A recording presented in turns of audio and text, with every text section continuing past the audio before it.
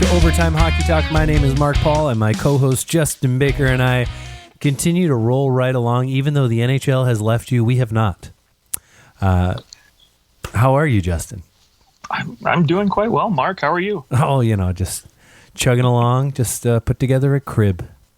There you go, a crib. Wow. All right. Yeah. Moving up in the world. Have we announced that on the show yet? Oh, no, I don't think we have. So, might as well. Yeah, having a baby girl. So, sometime in September, which will be like midway through the playoffs right now, which is super weird, but it'll be a great time. Maybe hopefully there's the Leafs don't have a game on that day that she's born, and I'll miss the birth. No, I'm kidding. What?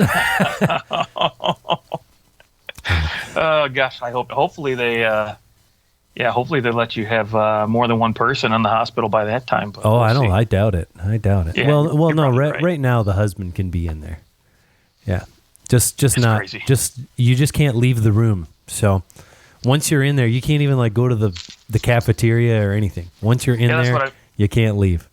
Yeah, that's another problem too. So if there is a playoff game going on for the Leafs, for example, and you want to leave and go check the score, no bueno.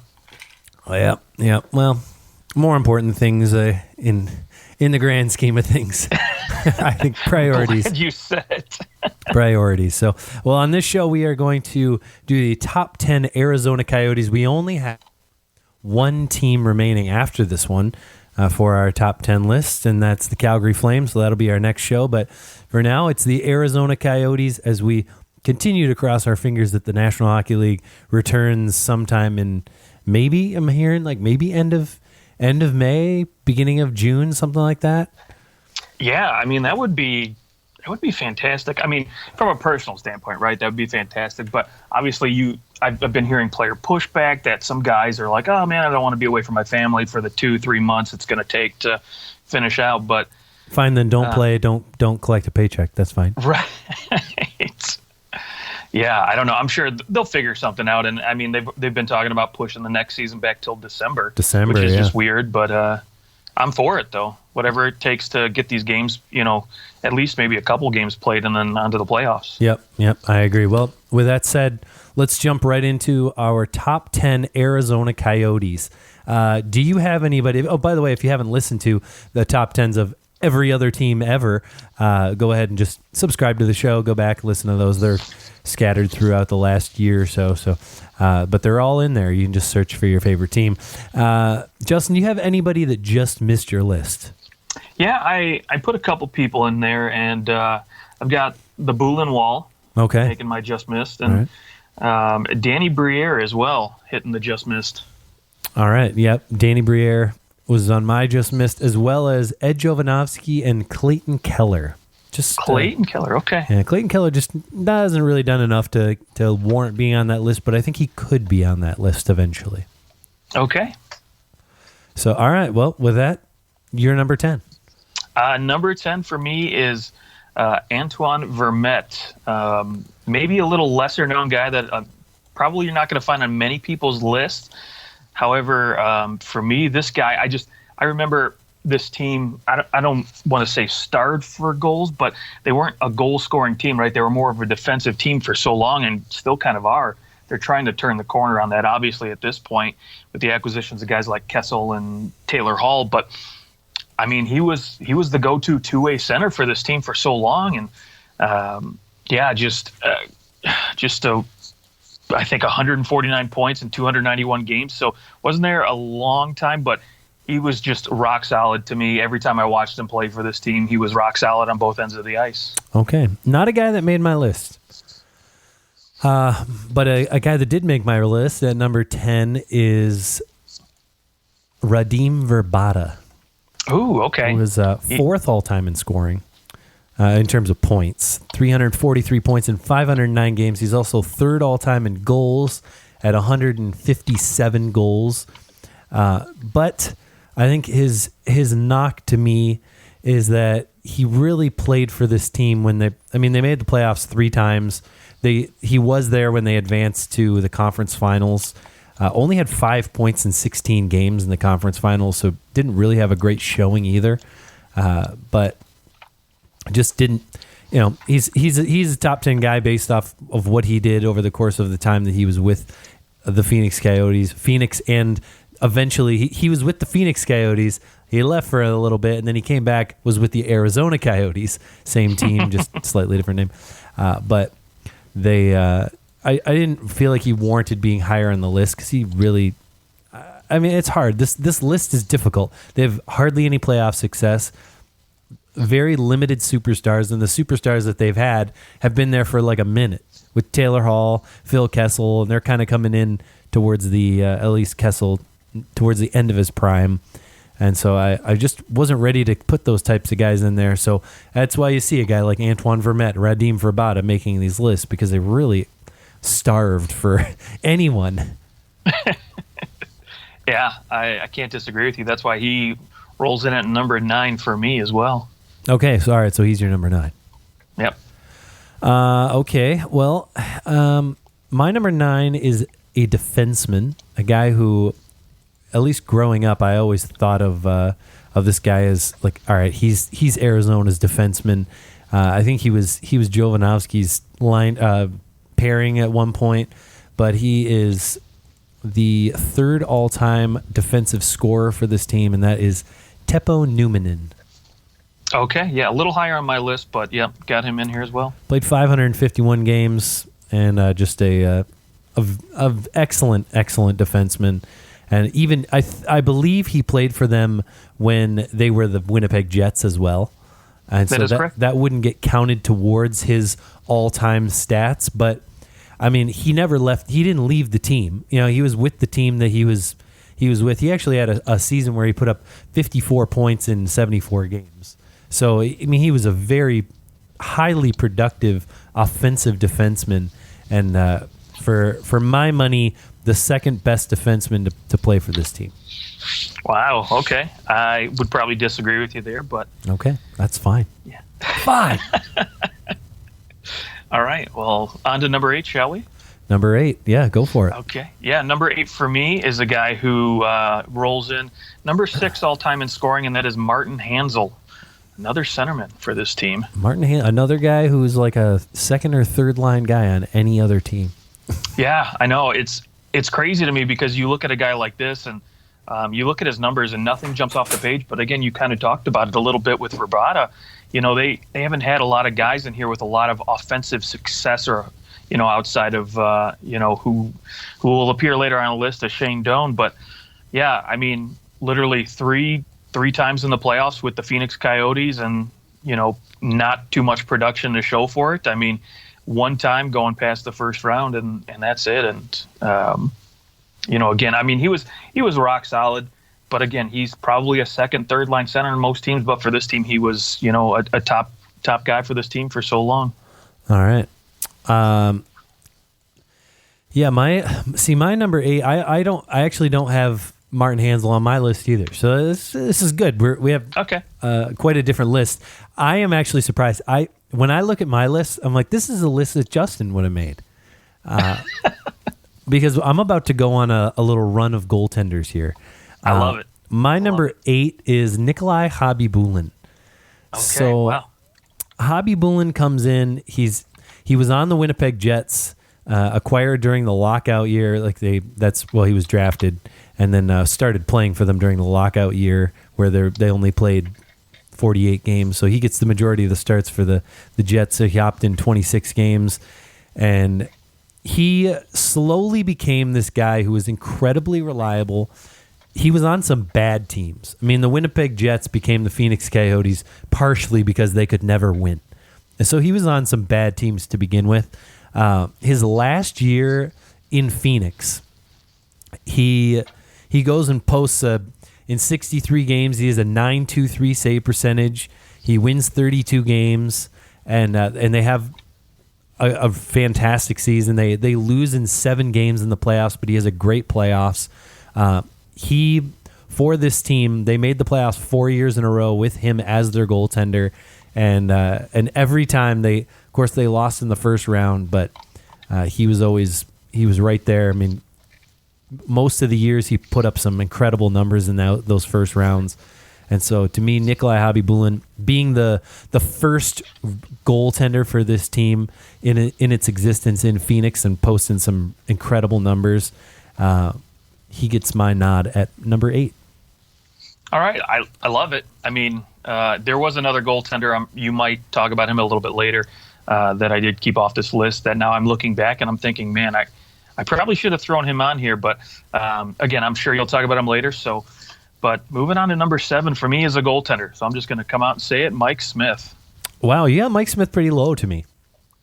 Yeah, I thought about putting him higher, but again, I looked at some of his numbers and not a lot of playoff success in terms of opportunities. He literally only went to the playoffs once with Phoenix and just basically took them to the conference finals. Yes. Like a .944 save percentage, unreal numbers.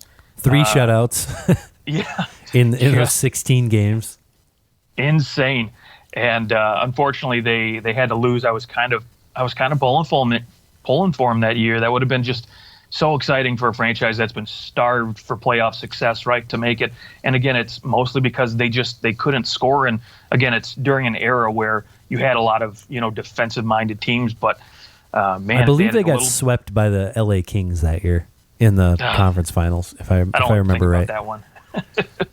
That's where no one could score on Jonathan Quick. Jonathan Quick, I know. Just crazy. But, I mean, even last year with Calgary, he was great in the playoffs. And he's only been in the playoffs 3 times in his career. And every time he showed up and put up decent numbers. So, I'm hoping maybe he gets another opportunity here, maybe with Edmonton. We'll see if that pans out, if maybe they let him start some of those games. But, I mean, honestly, when you look at this guy, he has it's funny, he's the only goaltender in this franchise and many franchises to score a goal. But during his 6-year run, man, he put up some wicked good numbers and wicked good numbers there, eh? Wicked good numbers. Yeah. Nice. So I look at, again, he sits up there on top of all the leaderboards for goaltending stats, and there is another goaltender he does sit behind in terms of wins, but I'm thinking you're probably going to call his name out here pretty soon. I'm about to call out Ilya Bryzgalov's name right now at number 7. Yes, that is the man.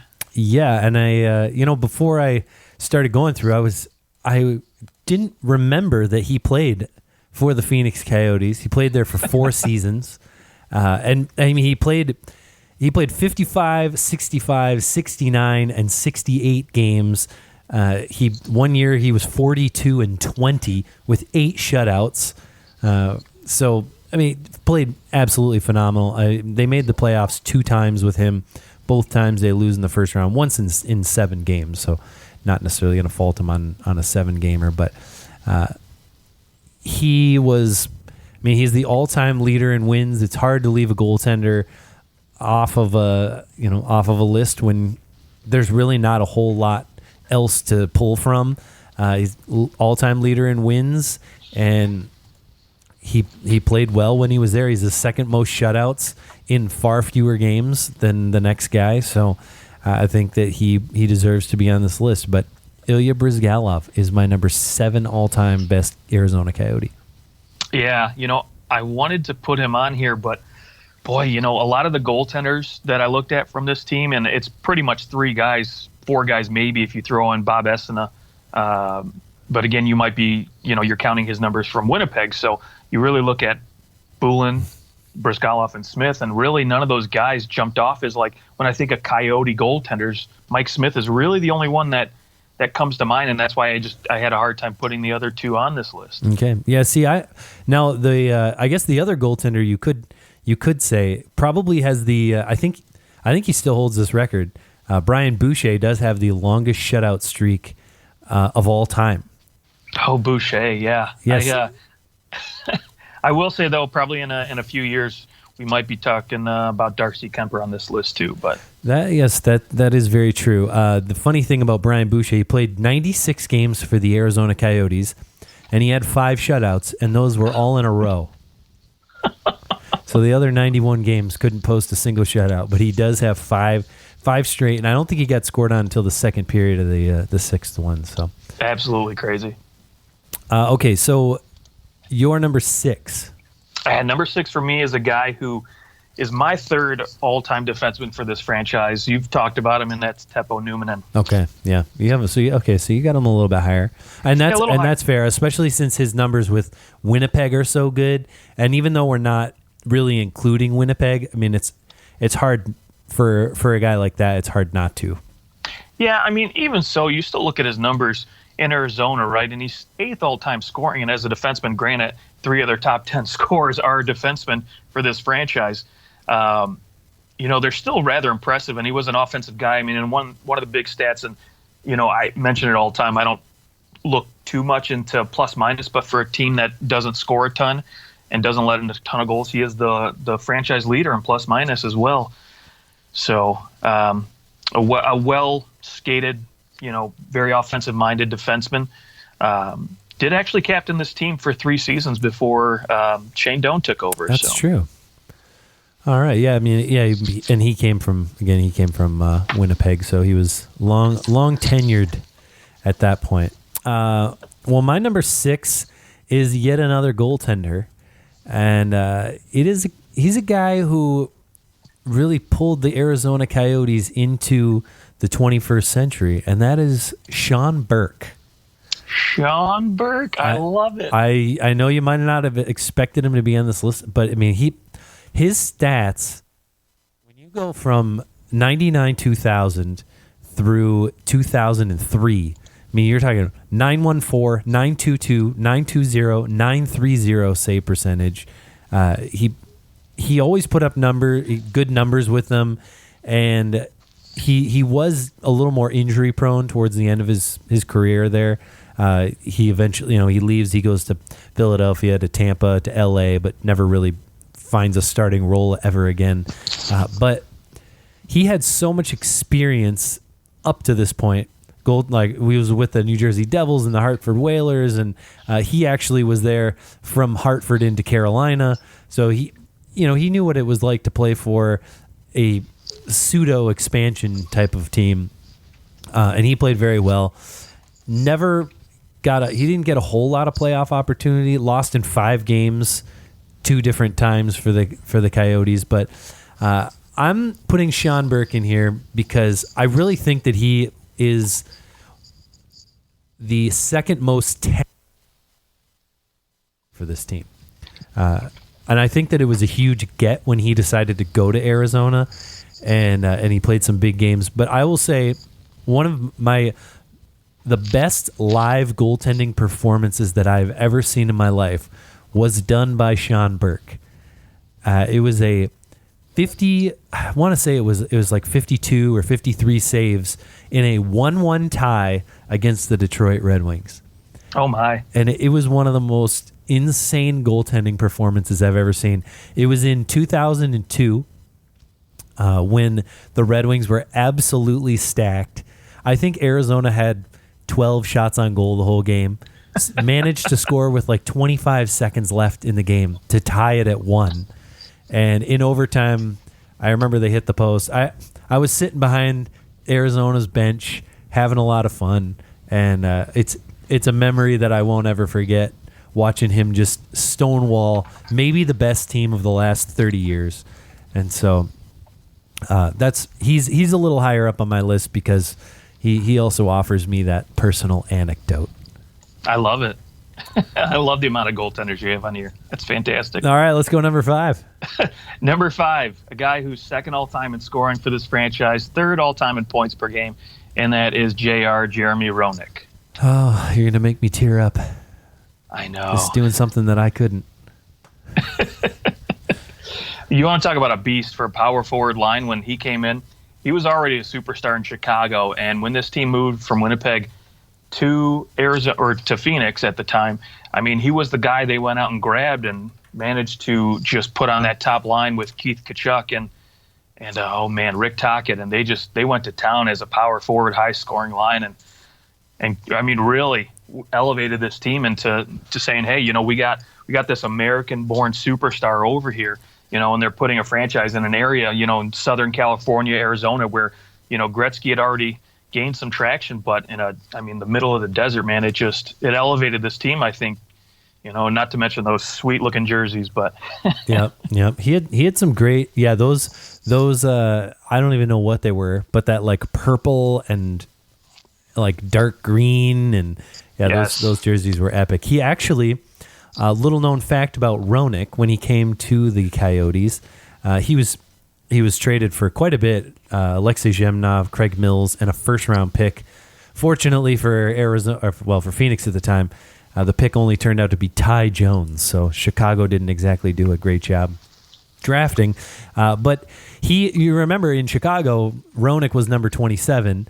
And since Teppo Numminen already had the number 27, he chose number 97. And he was the first player in NHL history to wear the number 97. Wow. That's a great little anecdote. Yeah. I love that. I have Roenick a slightly higher. My number 5 is yet another goaltender. 4 straight goaltenders for me, and it is Michael Smith. Okay. Coming over from the Tampa Bay Lightning and becomes the Coyotes' starting goaltender for 7 years and 6 years. And I think that during that time, I mean, yes, he had some, up and down years. I mean, one year, good Lord, he was 14 and 42, but the Coyotes were just god awful too.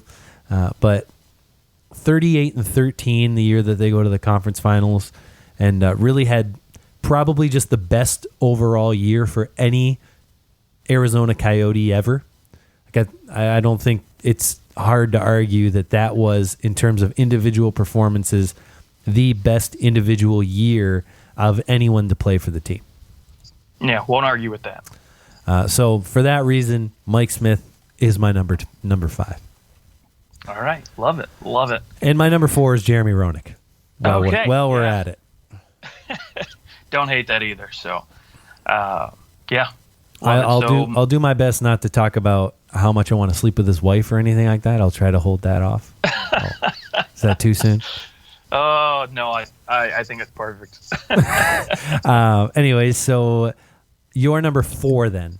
And number 4, I have a guy who probably isn't on your list, actually, and I'm not sure if you purposely kept him off or maybe there's a guy on your list that I have in my top 3, but it's Keith Yandle at number 4. Yeah, second all-time in defensive scoring for the Coyotes. I did leave him off on purpose, actually. You did? I did, but I'll let you explain why he's at your number 4. Yeah, I honestly, when he came into the league, obviously Teppo Numminen had been really the only standout offensive defenseman this franchise had ever seen.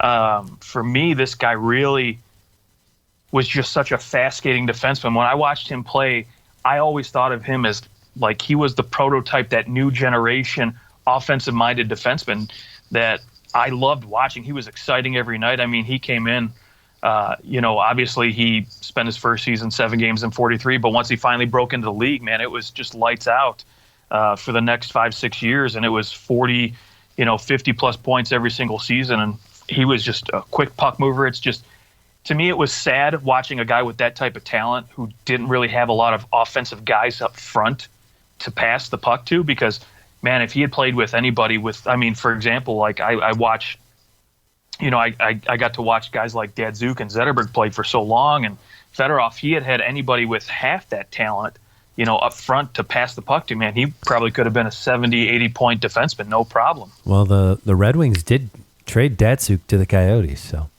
It's very true. But actually, and Yandle was 5th in Norris voting in 2010-11. Yeah, that was probably his best season in terms of overall performance.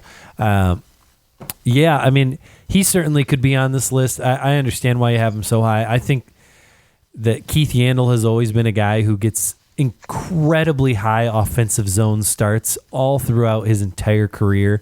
He's always generally well over 55%, sometimes over 60%, at times even over 65%.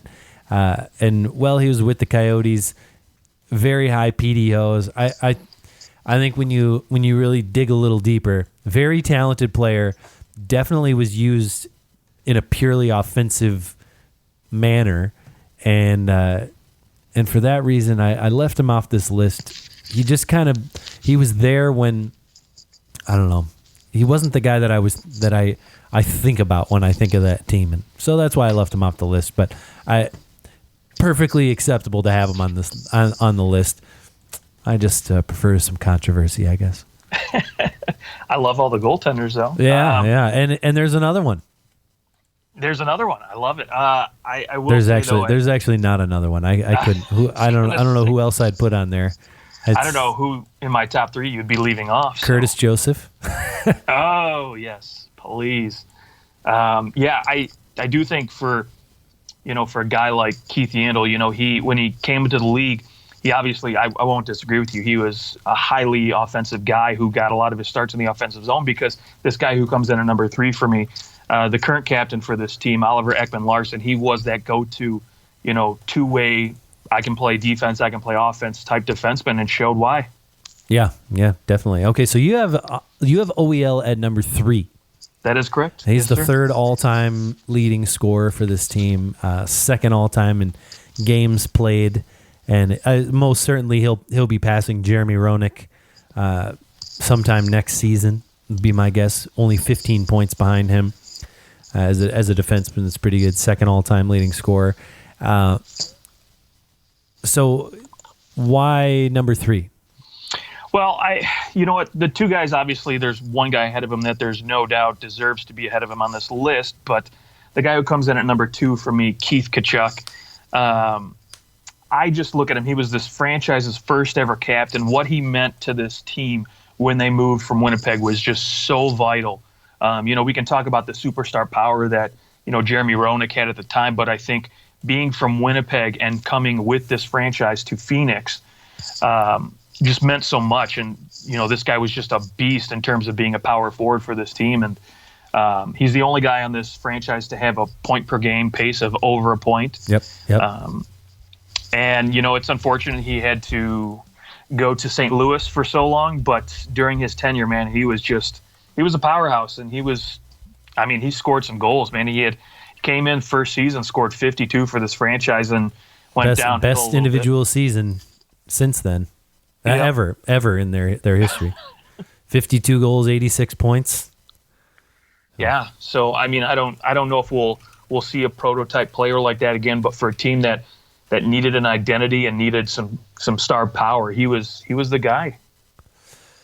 Yeah. I think this is going to be fun because our list is going to look really different. This is probably our most different list that we've ever had doing all these teams.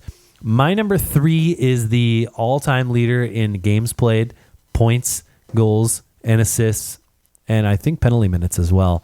That is Shane Doan. So you have him at number 3. I have Shane Doan at number 3, and I'll tell you why. Okay, please, yeah. Shane Doan, really, really nice player. I think at one point he may have been considered he was a first line guy at one point. Always had some consistent showings as a Coyote. I mean, he had a couple 30-goal seasons, many 20-goal seasons, and he was there. He's been there for his entire career, ever since they were the Winnipeg Jets. He played his rookie season with the Jets, and then they became the Coyotes.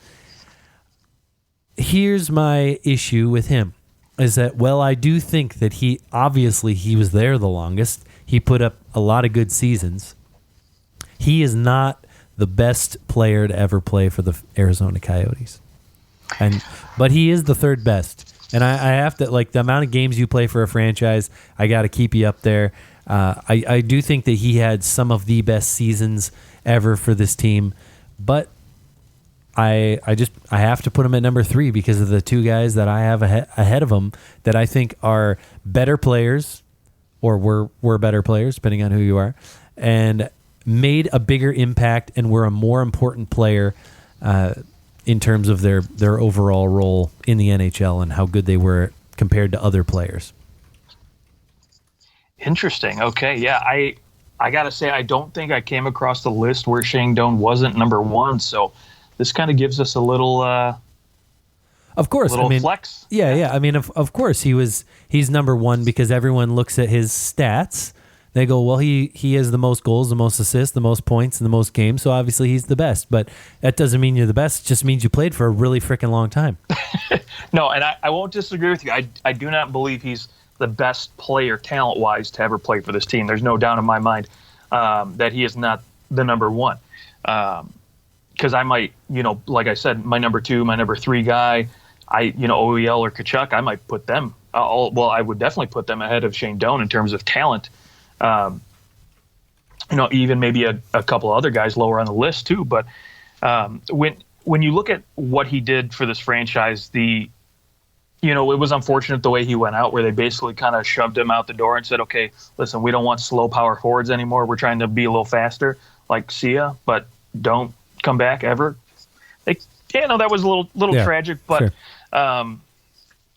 This is a guy who came over from Winnipeg, and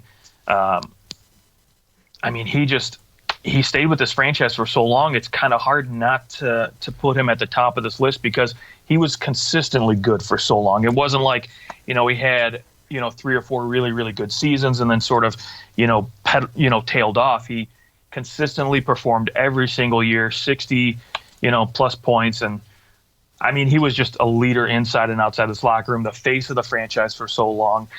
When there, unfortunately weren't a lot of faces, and when you're the only guy who has your numbers in the rafters, and I'm not talking about the Ring of Honor that Wayne Gretzky is a part of with this franchise. He's got to be number 1 for me. Okay, all right, So the order of my list, I go number 3. Shane Doan, number 2, Oliver Ekman-Larsson, number 1, Keith Kachuk. Okay. And I'll tell you why. Here's another thing. Consider this, that in Shane Doan's best year, he was voted on the 6th All-Star team and was either, depending on the year, 42nd, or the best he ever appeared in Selke voting was 25th. The best he ever got in Bing voting is 26th for this team. So, he wasn't even... I don't know why he was named for the Lady Bing. It beats me because he had 72 penalty minutes that year. That's weird. He did win the King Clancy and the Mark Messier, but those have nothing to do with hockey. No. He, of course, he's the all-time leader in everything, and he deserves to be in the top 3.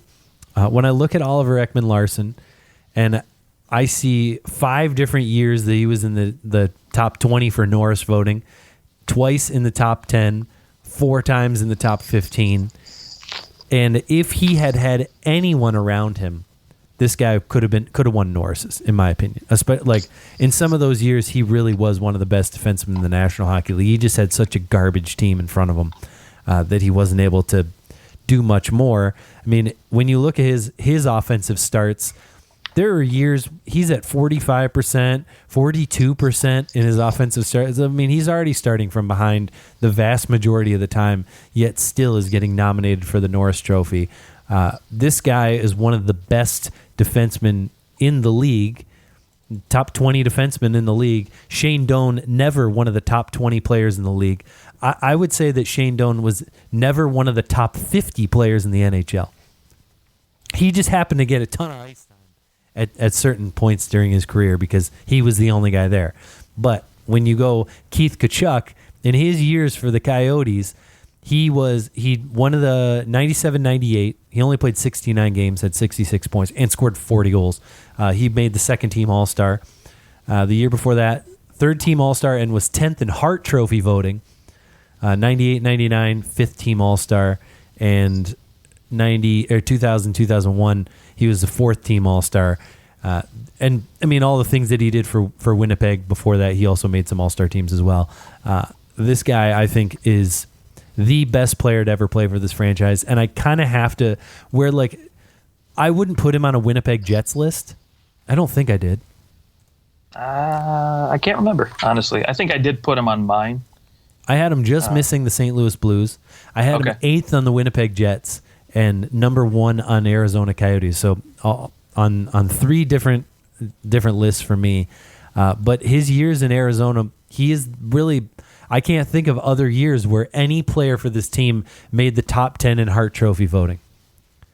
Yeah, He scored the most goals, and he has the most points in a season for this team. So yeah, that gives him the nod. Yeah, I will say my biggest knock on Keith Tkachuk, obviously when you look at him and you think of, okay, what franchise is Keith Tkachuk? He's a St. Louis Blue for me, and that kind of makes it a little bit more difficult for me to put him over a player like Shane Doan. But is that just because you remember him playing for the Blues? Oh no, I remember him playing for the Phoenix Coyotes very well. My gosh, but I just remember him more as a St. Louis Blue player because I think they just had a little bit more success as a franchise. Sure, absolutely, So, yeah. Definitely more success as a franchise. And, I mean, before 2000, it was almost impossible to watch a bunch of games from another team. Like, until there was NHL Center Ice. I mean, I don't know when you got NHL Center Ice, but I think it was sometime, like, towards the end of high school for me is when my dad ponied up and got it. But I mean, I didn't have the ability to watch a ton of games before that, other than if they happened to be playing the Leafs on Hockey Night in Canada, or the late night game Hockey Night in Canada, or they were playing the Wings, or they were on like ESPN. Yeah, that was pretty much for Phoenix. Like watching them was when they were the late game, right? Now in terms of St. Louis, I got to watch them a ton. They're division rivals with the Wings for so long. And now that explains why you definitely see him more as a Blue, because you're seeing him go against the Wings every year. And in fairness, he was on some excellent Blues teams. I mean, some of those Blues teams were like they were winning the President's Trophy or getting close to it, and they kept losing in the first round. Yep. But well, good. That was a very differing list. Yeah, I am quite impressed with the number of goalies you put on. Well, any final thoughts before we sign off? No, just stay safe. I know a lot of places around the U.S. at least are going to start being able to get outside. So stay safe, be smart, don't be stupid, and hopefully we'll see some hockey here soon. All right, and we will talk to you very soon as we finish up our top 10 lists with the Calgary Flames. You can find us on Twitter at OT Hockey Talk. Let us know what you thought, and enjoy the rest of your week.